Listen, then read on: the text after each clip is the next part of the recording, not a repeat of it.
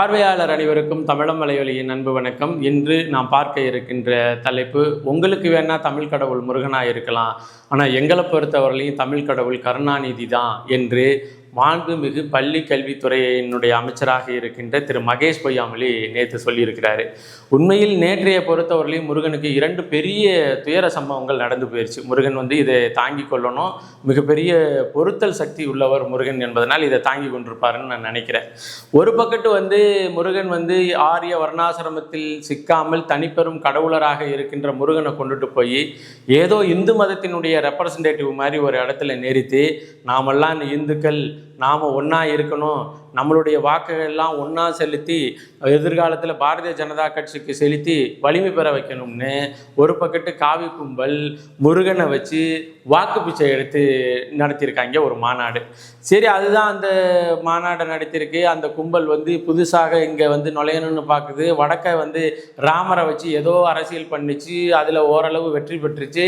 தெற்க கடந்த காலத்தில் என்னென்னமோ பண்ணி பார்த்துச்சு, முடியலை. இப்போ இந்த குரலி வித்தையில் இறங்கியிருக்கு அப்படின்னு நம்ம நினச்சிக்கிட்டு அப்படியே இருக்கின்ற காலகட்டத்தில் உடனே இங்கேருந்து உங்களுக்கு வேணா தமிழ் கடவுள் முருகனாக இருக்கலாம், எங்களை பொறுத்தவரையிலையும் தமிழ் கடவுள் கருணாநிதி தான் அப்படின்னு சொல்லிட்டு மாண்புமிகு பள்ளி கல்வித்துறையினுடைய அமைச்சராக இருக்கின்ற அவர் பேசியிருக்கிறாரு. உண்மையிலேயே ஒரு அறிவு சார்ந்த துறைக்கினுடைய அமைச்சராக இருக்கின்ற, எதிர்கால சந்ததியினரை அறிவார்ந்த சமூகத்தினராக வளர்த்தெடுக்க வேண்டிய ஒரு துறையினுடைய அமைச்சராக இருக்கின்ற இவர் இப்படி பேசியிருக்கிறது உண்மையிலே வருத்தத்திற்குரியதாக இருக்குது. அதாவது ஒரு அடிமைப்பட்ட சமூகம் தன்னுடைய வரலாறு என்னன்னு தெரியாம தான் அடிமைப்பட்டு போகுது. தன்னுடைய வரலாறு என்ன, தன்னுடைய முன்னோர்கள் என்ன, அவர்கள் இந்த நிலத்தில் எப்படி வாழ்ந்தார்கள், என்ன மாதிரியான வரலாற்று பின்புலங்களோடு இருந்தார்கள் அப்படின்னு தெரியாமையே இருக்கிற ஒரு இனம் அடிமையா போயிடும் அப்படின்னு நம்ம வரலாற்றின் வழிநெடுக பார்த்துருக்குறோம். அப்படி சரி, இந்த வரலாறு தெரியாத ஒருத்தர் அடிமையாகுவது போல தன்னுடைய குடும்ப வரலாறு தெரியாத ஒருத்தர் எப்படி அடிமையாகி போய் இருக்கிறாரு அப்படிங்கிறதுக்கு மிகச்சிறந்த எடுத்துக்காட்டு திரு மகேஷ் பொய்யாமொழி.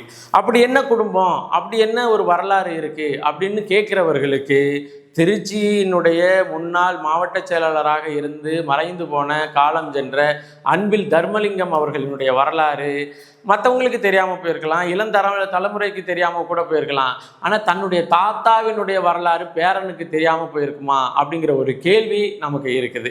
உண்மையில் பார்த்தீங்கன்னா இன்னைக்கு ஒரு ஹெட் குவார்ட்டர்ஸ், அதாவது ஒரு கார்ப்பரேட் கம்பெனியினுடைய தலைமை அலுவலகம் இருக்குது. அந்த தலைமை அலுவலகத்தின் கீழே அந்த அலுவலகத்தோடு தொடர்புடைய ஊழியர்கள் வேலை செய்து கொண்டிருக்கிறாங்க அப்படிங்கிற மாதிரி இன்னைக்கு திராவிட முன்னேற்ற கழகத்தினுடைய செட்டப் இருக்குது.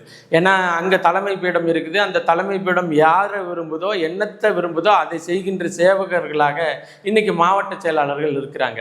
ஆனால் அன்னைக்கு காங்கிரஸை எதிர்த்து 1967 ஆட்சி அதிகாரத்துக்கு வருவதற்கு அந்த காலகட்டம் இருக்கு இல்லையா, அந்த காலகட்டம். அப்போ ஒவ்வொரு ஊர்லையும் ஒவ்வொரு மாவட்ட செயலாளர் இருந்தாங்க. திராவிட முன்னேற்ற கழகம் கட்சி தொடங்கிய பிறகு 67 தான் ஆட்சி அதிகாரத்துக்கு வருவதற்கு முன்னாடி ஒவ்வொரு ஊர்லேயும் ஒவ்வொரு மாவட்ட செயலாளர் இருந்தாங்க. இப்போ ஒரு கருணாநிதி முதலமைச்சரானா கூட அந்த ஊரில் அந்த மாவட்ட செயலாளரினுடைய ஒரு கன்சர்ன் இல்லாமல், அனுமதி இல்லாமல் ஒன்றுமே அந்த காலத்தில் கருணாநிதியால் செய்ய முடியாமல் இருந்துச்சு. அது உண்மைதான். அதில் நீங்கள் பார்த்தீங்கன்னு வச்சுக்கோங்களேன், நீங்கள் இப்போ சேலம் வீரபாண்டியை பொறுத்தவரையிலையும் கருணாநிதியே வந்தாலும் அங்கே வீரபாண்டி ஆறுமுகத்தை தாண்டி ஒருத்தர் சொன்னால் தான் அங்கே ஒன்று நடக்கும். வீரபாண்டி ஆறுமுகம் கலைஞர் வர்றாரு அப்படின்னு சொல்லி அதற்கு ஏற்பாடை பாருங்க அப்படின்னு வீரபாண்டி ஆறுமுகம் சொன்னாதான் அங்கே சேலத்தில் கலைஞரே வந்தாலும் வேலை நடக்கும். அப்போ இங்கிட்டு தஞ்சாவூரை பொறுத்தவரையிலையும் மன்னை நாராயணசாமி அப்படின்னு ஒருத்தர் இருந்தார். அவர் சொந்த ஊர், கலைஞர் சொந்த ஊருக்கு வரணும்னா கூட மன்னையர் நாராயணசாமி வேலைகள்லாம் செஞ்சு அவர் அனுமதி கொடுத்தாதான் வரணும் அப்படிங்கிற சூழலில் தான் அந்த மாவட்ட செயலாளர் இருந்தாங்க. இப்படியெல்லாம் இருந்த காலகட்டத்தில் தான் திராவிட முன்னேற்ற கழகத்தினுடைய தொடக்க கால மூலவர்களில் மிக முக்கியமானவராக கருதப்பட்டவர் அன்பில் தர்மலிங்கம். இந்த அன்பில் தர்மலிங்கங்கிறது வேற யாரும் இல்லைங்க, இன்னைக்கு அன்பில் மகேஷ் பொய்யாமொழி அவர்களினுடைய சொந்த தாத்தா. அன்பில் தர்மலிங்கம் அவர்களுக்கு 2 பிள்ளைங்க. ஒன்று அன்பில் பெரியசாமி, இன்னொன்று அன்பில் பொய்யாமொழி. அந்த பொய்யாமொழிக்கு பிறந்தவர் தான் இவர் மகேஷ். இப்படி தான் அவங்க குடும்ப ஃபேமிலி ட்ரீ அப்படி இருக்குது. சரி, இப்போ இந்த மகேஷ் பொய்யாமொழியினுடைய தாத்தாவாக இருந்த திரு தர்மலிங்கம் எப்படியெல்லாம் கலைஞரை ஆட்டி படைச்சாரு, எப்படியெல்லாம் கலைஞர் அவரை ஹேண்டில் பண்ணாரு அப்படிங்கிற வரலாறை தெரிந்திருந்தா திரு மகேஷ் பொய்யாமொழிக்கு தன் தாத்தா காலத்து திராவிட முன்னேற்ற கழகத்தை அணுகுகின்ற விதம் அந்த வரலாறு தெரிஞ்சிருந்தா இந்த வார்த்தையை சொல்லாமல் இருந்திருப்பாரோ அப்படிங்கிற எண்ணம் நமக்கு இருக்குது. சரி, அப்படி என்ன தர்மலிங்கம் அவர்களுக்கு வரலாறு இருக்குது அப்படின்னு சொன்னால் ஒரு 2-3 செய்தியை மட்டும் நான் பகிர்ந்துக்கிறேன்.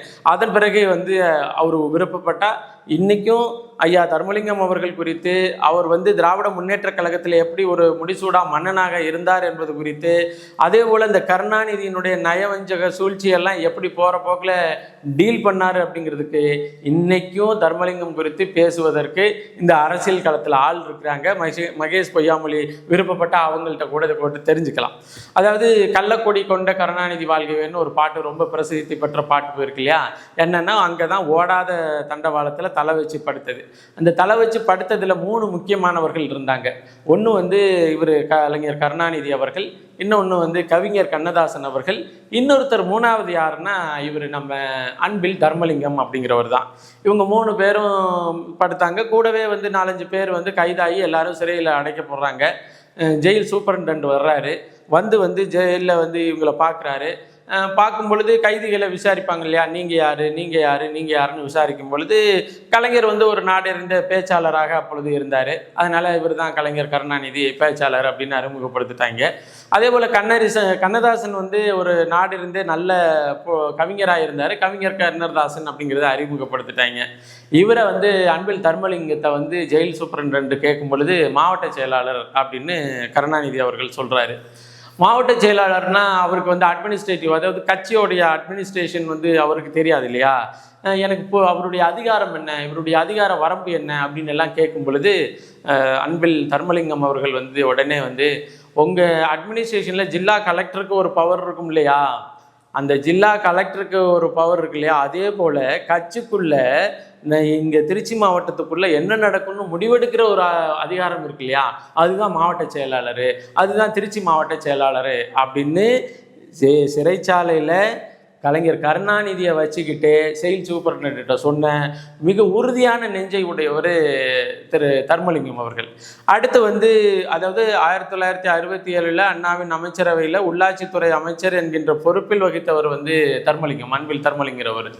அதன் பிறகு அண்ணா போயிடுறாரு. அண்ணாவுக்கு பிறகு கலைஞர் வர்றாரு. கலைஞரினுடைய அமைச்சரவையில் அன்னைக்கு ஜெயிலில் என்னை வச்சுக்கிட்டு திருச்சியில் யாரும் என்னை அசைக்க முடியாதுங்கிற மாதிரி பேசினில்ல தர்மலிங்கம், உனக்கு அமைச்சரவையில் சீட்டு கிடையாது, அமைச்சரவை பட்டியலில் நீ கிடையாது அப்படின்னு சொல்லி சூசகமாக வேலைகளை இந்த கருணாநிதி அவர்கள் செய்ய ஆரம்பிச்சிட்டாரு. இது திருச்சிக்கு வர்றாரு. திருச்சிக்கு ஒரு நிகழ்ச்சிக்கு வர்றாரு கருணாநிதி அவர்கள். நிகழ்ச்சியில் இவர் போய் கலந்துக்கிறாரு.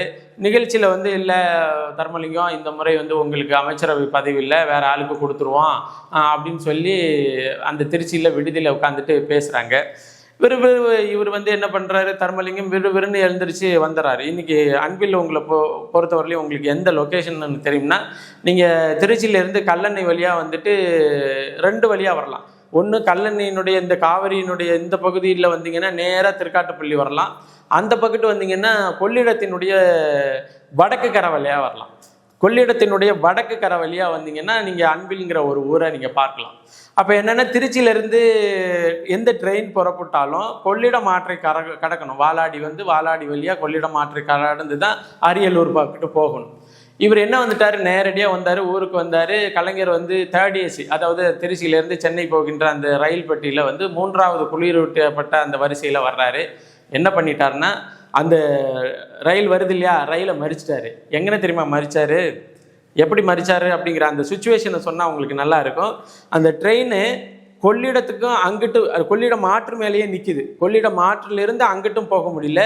பின்னாடி ஆற்றில் இப்போ ட்ரெயின் பின்னோக்கியெல்லாம் வர முடியாது. அப்போது கலைஞர் இருக்கின்ற அந்த ட்ரெயினை கொள்ளிடம் ஆற்று பாலத்திலே நிறுத்தி வச்சுட்டு அந்த பக்கத்து நின்றுட்டு மறிச்சிட்டாங்க. கலைஞரை விடமாட்டோம் அப்படின்ட்டு. என்ன நடக்குது, பேச்சுவார்த்தை நடக்குது. என்ன பேச்சுவார்த்தைன்னா, மினிஸ்ட்ரியில் இடம் கொடுக்கல கலைஞர், அதனால் மறிக்கிறோம், இது எங்கள் பிரச்சனை, என்ன மீறி நீ ட்ரெயினை எடுத்துருன்னு ஊரெல்லாம் திரட்டிட்டு கொண்டாந்து ட்ரெயினை மறிச்சிட்டாரு.